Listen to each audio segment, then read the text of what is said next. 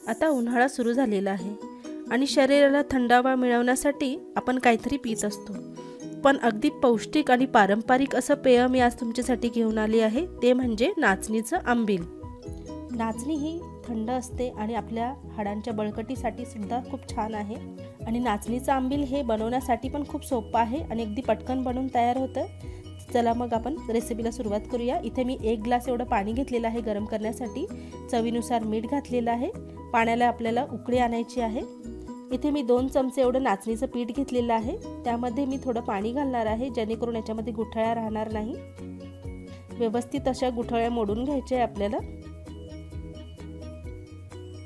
आणि पाणी छान असं उकळल्यानंतर आपण हळूहळू एका हाताने हे टाकायचं आणि दुसऱ्या हाताने हे ढवळायचं जेणेकरून याच्यामध्ये गुठळ्या होणार नाही। व्यवस्थित शिजवून घ्यायचं आहे आपल्याला। हे नाचणी जशी शिजेल तसं हे घट्ट होत जाईल। याच्यामध्ये मी 4 ते 5 एवढ्या लसणाच्या पाकळ्या ठेचून घातलेल्या आहे, यामुळे खूप छान चव येते। 5 मिनिटं व्यवस्थित आपण याला शिजवून घेणार आहोत। हे बघा इथे छान असं शिजलं आहे हे नाचणीचं आंबील आपलं आणि उकळी पण फुटली आहे आणि घट्ट झालं आहे।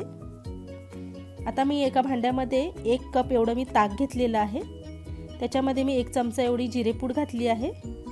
कोथिंबीर घालायची आपल्याला, व्यवस्थित मिक्स करून घेणार आहोत आपण। आता याच्यामध्ये मी जे नाचणीचं आंबील बनवलं होतं व्यवस्थित थंड करून घेतलेलं आहे, त्यानंतर याच्यामध्ये मी व्यवस्थित असं मिक्स करून घेणार आहे। हे बघा अशा पद्धतीने इथे आपलं नाचणीचं आंबील इथे तयार झालेलं आहे, तुम्ही पाहू शकतात। खूपच असं चविष्ट बनून तयार होतं। लहान मुलांपासून मोठ्यांपर्यंत सगळ्यांनाच खूपच फायदेशीर आहे हे। या उन्हाळ्यात तुम्ही अशा पद्धतीने नाचणीचं आंबील घरी बनवून बघा, खूपच पौष्टिक आणि पारंपरिक पदार्थ आहे हा।